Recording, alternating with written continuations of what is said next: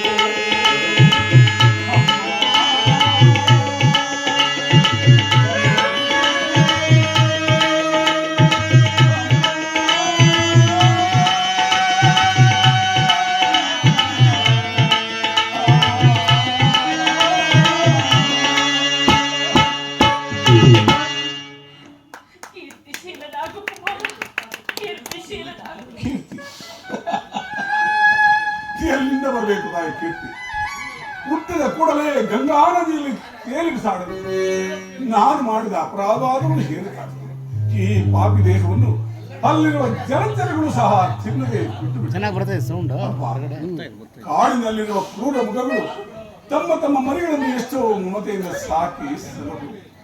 ಹೀಗಿರುವಲ್ಲಿ ಈ ಪ್ರಪಂಚವೇ ನನ್ನನ್ನು ಸೂತ ನೀಚ ಹೀನ ಕುಲದವನನ್ನು ಹೀಯಾಳಿಸುತ್ತಿರುವಾಗ ಅಮ್ಮ ಇದೆಲ್ಲವನ್ನು ಒಂದೇ ಒಂದು ಮಾತಿಂದ ಪರಿಹರಿಸಬಹುದಾಗಿದ್ದ ನೀನು ಏಕಮ್ಮ ಸುಮನಾದ ಏಕೆ ತಾಯಿ ಸುಮನಾದ ಪಾಂಡು ವಂಶದ ಮಹಾವೃಕ್ಷದಿಂದ ಕಿತ್ತೆಸೆದು ಈ ವಿಭಿನ್ನ ಪ್ರಪಂಚದಲ್ಲಿ ವಿಭಿನ್ನ ಜನಗಳ ಮಧ್ಯೆ ನನ್ನನ್ನು ಏಕಮ್ಮ ಬಿಟ್ಟೆ.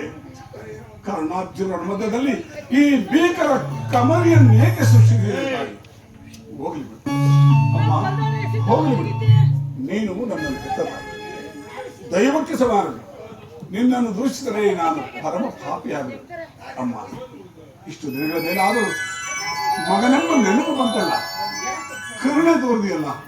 ಈ ಉಪಕಾರದ ಭಾರವನ್ನು ಈ ಜನ್ಮದಲ್ಲಿ ಯಾವ ರೀತಿ ತಿಳಿಸುತ್ತಾರೆ? ಯಾವ ರೀತಿ ತಿಳಿಸುತ್ತಾರೆ?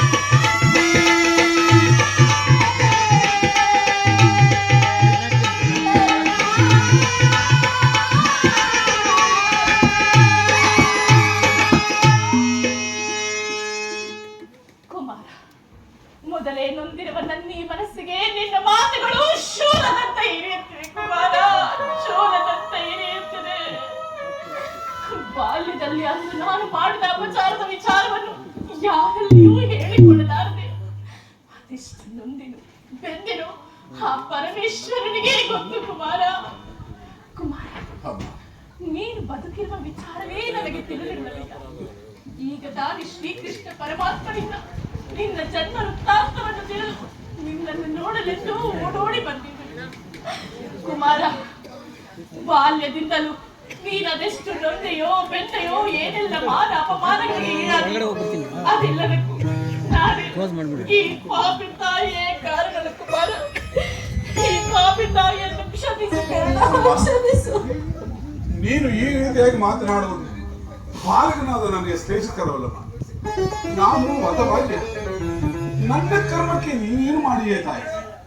ನಿನ್ನ ಪಾದ ಸೇವೆಯನ್ನು ಮಾಡುತ್ತಿರುವ ಪಾಂಡವರಲ್ಲವೇ ಸುಕೃತಶಾಲಿಗಳು. ಈ ಪಾಪಿಗೆ ಅಂತಹ ಭಾಗ್ಯವು ಎಲ್ಲಿಂದ ಲಭಿಸುತ್ತಾಯಿ? ಎಲ್ಲಿಂದ ಲಭಿಸಬೇಕು? ಕುಮಾರ, ಆಗಿದ್ದು ಹಾಗೆ ಹೋಯಿತು. ಬಿಡು ಕುಮಾರ, ನಡೆ. ಈಗಲಾದರೂ ನಿನ್ನ ಸಹೋದರರನ್ನು ಸೇರಿ ಸೌಖ್ಯದಿಂದ ಬಾಳಬೇಕು.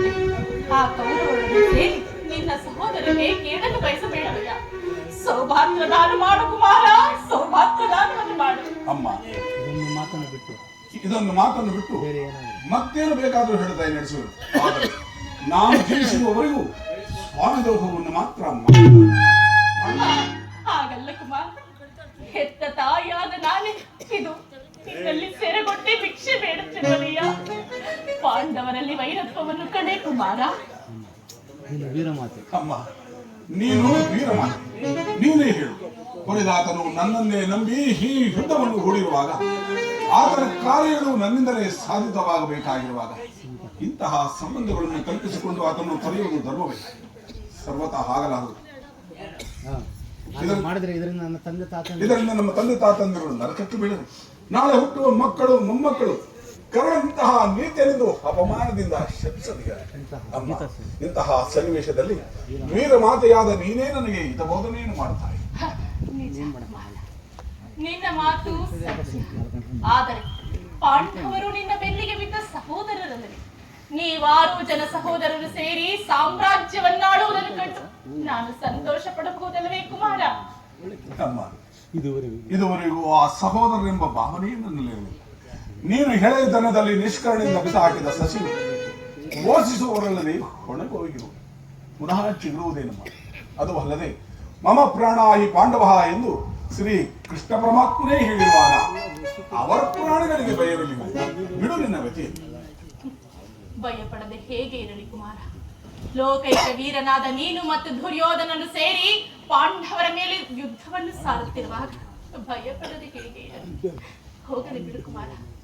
ನಾಳಿನ ಯುದ್ಧದಲ್ಲಿ ಆದರೂ ನೀನು ಪರಾನ್ಮುಖನಾಗು. ಅಮ್ಮ, ಈ ಕರ್ಣನಂತಹ ನೀಚರಲ್ಲ ತಾಯಿ ಪೌರುಷವಿರುವ ತನಕ ಹೋರಾಡಿ ಆ ನನ್ನ ಸ್ವಾಮಿಗಾಗಿಯೇ ಮಾಡಿದರು.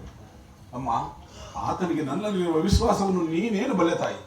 ಈ ನಿನ್ನ ಸಹಿತ ಈ ಪ್ರಪಂಚವೇ ನನ್ನನ್ನು ಸೂತ ನೀಚ ನೀನ ಕುಲವನ್ನು ದೂಡಿಬಿಟ್ಟಿದ್ದಾಗ ಬಹು ಮಮತೆಯಿಂದ ಸಾಕಿ ಸಲಹಿದನಲ್ಲವೇ? ಕುಲಹೀನನನ್ನು ಉದ್ಧಾರ ಮಾಡಿ ಅಂಗರಾಜ್ಯಕ್ಕೆ ಪಟ್ಟಾಭಿಷೇಕವನ್ನು ಮಾಡಿದ ತನ್ನ ಪ್ರಾಣದಂತೆ ಹೃದಯದ ಸಕನಂತೆ ನನ್ನನ್ನೇ ನಂಬಿ ಈ ಯುದ್ಧವನ್ನು ಹೂಡಿರುವಾಗ ಇಂತಹ ಸಂಬಂಧಗಳನ್ನು ಕಲ್ಪಿಸಿಕೊಂಡು ಆತನನ್ನು ತೊರೆಯುವುದು ಧರ್ಮವೇ? ಸರ್ವತಃ ಆಗಲಾರದು. ನಾನು ಪರಮುಖನಾಗಲಾರನಮ್ಮ. ಕುಮಾರ, ಹೋಗಲಿ ಬಿಡು.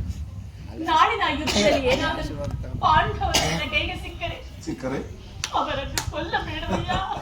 ಆಗಬಹುದು ತಾಯಿ, ಅವರನ್ನು ಉಳಿಸು ಕಷ್ಟ, ಉಳಿಸು. ಆಗಬಹುದು, ಯಾರನ್ನಾದರೂ ಉಳಿಸುವುದು. ಆದರೆ ಆ ಅರ್ಜುನನನ್ನು ಮಾತ್ರ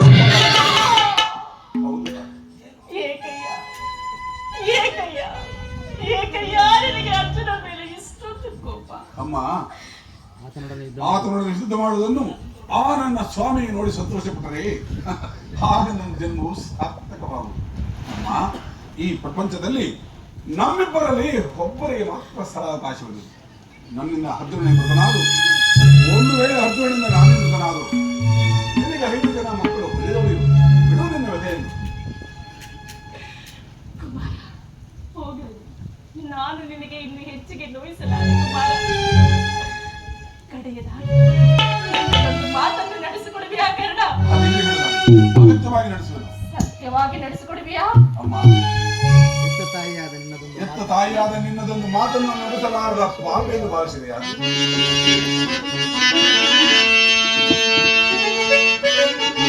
ಜನನಿ ನಿನ್ನ ಮಗನಿವರೋ ಉಸಿರಾಡುವನೇ. ಜನನಿ ನಿನ್ನ ಮಗನಿವರೋ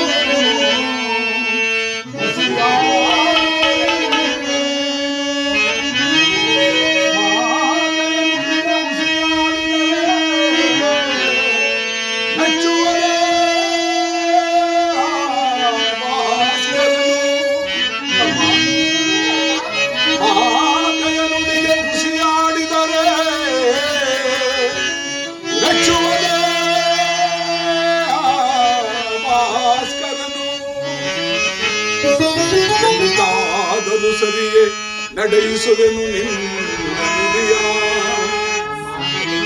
ಎಂತಾದರೂ ಸರಿಯೇ ನಡೆಯಿಸುವೆನು ನಿನ್ನ ನುಡಿಯ.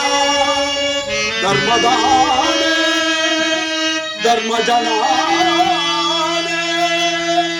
ನಿನ್ನೆ ಪಾದ ಕಮಲದಾನೆ ಜನನೇ.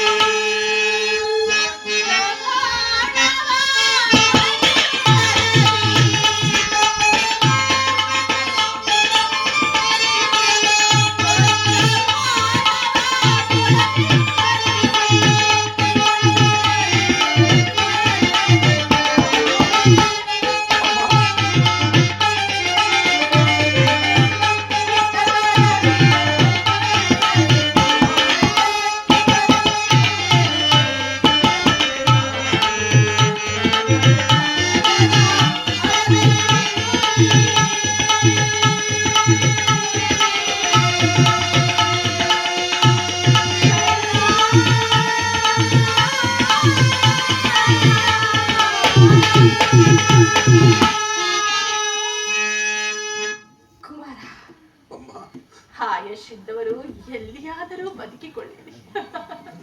ಹೆತ್ತ ತಾಯಿಗೆ ಅದುವೇ ಸಂತೋಷ. ನಾಳಿನ ಯುದ್ಧದಲ್ಲಿ ತೊಟ್ಟ ಮಾರವನ್ನು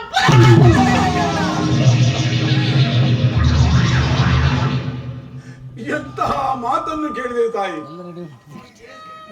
ಸುಯೋಧನ, ಈಗ ನೀನು ಕೆಟ್ಟೆ. ಹಚ್ಚ ದಿಕ್ಪಾಲಕರೇ, ಸೂರ್ಯ ಚಂದ್ರಾದಿಗಳೇ, ಮನುಮನಿಗಳೇ, ನನ್ನ ಸ್ವಾಮಿಯನ್ನು ನೀವೇ ಕಾಪಾಡಬೇಕು. ಇಂದ್ರನು ಮೋಸದಿಂದ ಕವಚವನ್ನು ಅಪಹರಿಸಿದನು. ಅವನ ದುರದೃಷ್ಟಕ್ಕೆ ಸರಿಯಾಗಿ ವಿದುರನು ಸರ್ವೋತ್ತಮವಾದ ಬಿಲ್ಲನ್ನು ಮೃದು ಬಿಸಾಡಿದನು. ಶ್ರೀಕೃಷ್ಣ ಪರಮಾತ್ಮನು ನನ್ನ ಜನ್ಮವೃತ್ತಾಂತವನ್ನು ತಿಳಿಸಿ ನನ್ನ ಹೃದಯದ ಸ್ಥೈರ್ಯವನ್ನೇ ಹಾಳು ಮಾಡಿದನು. ಈಗ ನನ್ನ ಹೆತ್ತ ತಾಯಿ ತೊಟ್ಟ ಬಾಣವನ್ನು ತೊಡಬೇಡವೆಂದು ವಾಗ್ದಾನಗೊಳ್ಳಿದರು. ದೈವ, ಪ್ರಪಂಚ ಎಲ್ಲವೂ ನನ್ನನ್ನು ಸಂಚು ಮಾಡುತ್ತೇವೆ. ಮಾಡಲಿ ಪೌರುಷವಿರುವ ತನಕ ಹೋರಾಡಿ ನನ್ನ ಸ್ವಾಮಿಯಾಗಿಯೇ ಮಡಿಯುವನು. ಉಳಿದದ್ದು ದೈವ ಇಚ್ಛೆ ಇದ್ದಂತಾಗಲಿ. ಅಮ್ಮ, ಶ್ರೀಕೃಷ್ಣನ ಕುಟಿಲೋಪಾಯವು ಫಲಿಸಿತು. ಈ ಯುದ್ಧದಲ್ಲಿ ನಮಗೆ ಜಯವಿಲ್ಲ. ನಿಮ್ಮೆಲ್ಲರ ಸಂತೋಷವಿದ್ದಂತಾಗಲಿ. ಹೋಗಿ ಬಾ ತಾಯಿ, ಹೋಗಿ ಬಾ. ನಿನ್ನ ಮಾತಿನಲ್ಲಿ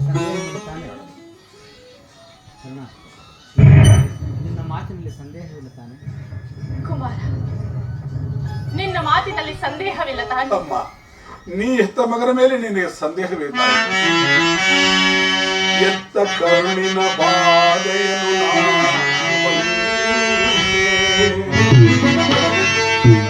ಸತ್ಯ ಸಾಕ್ಷಿ ಧರ್ಮವನ್ನು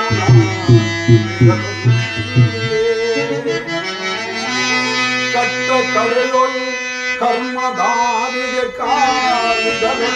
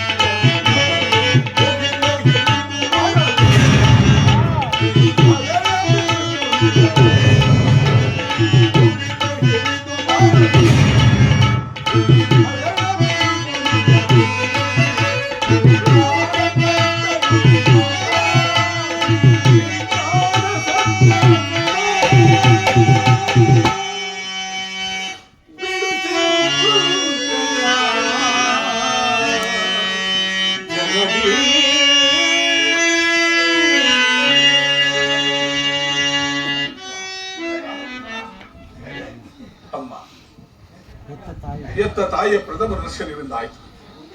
ಪುನಃ ನಿನ್ನನ್ನು ನೋಡುವ ಭಾಗ್ಯವು ಲಭಿಸುವುದೋ ಇಲ್ಲೋ. ಕಡೆಯದಾಗಿ ನನ್ನದೊಂದು ಮಾತನ್ನು ನಡೆಸುವೆಯಾ ತಾಯಿ? ಅದೇನು ಹೇಳು ಕುಮಾರ, ಸತ್ಯವಾಗಿ ನಡೆಸಿಕೊಡ್ಬೇಕು.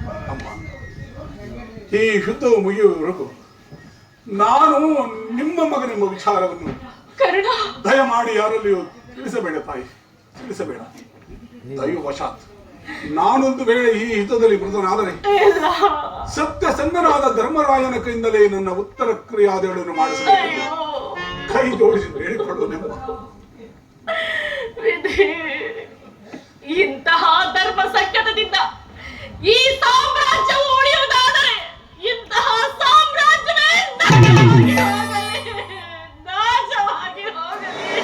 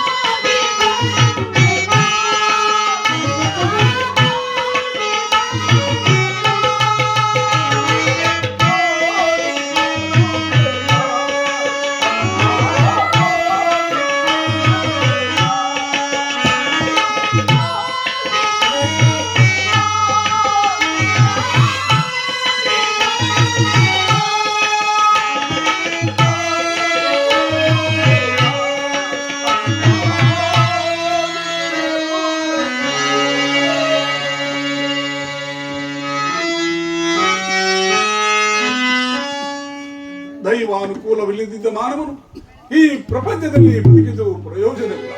ಹೇ ವಿಧಿ, ನಿನ್ನ ಲೀಲೆಯು ಅಗಣಿತವಾದುದು.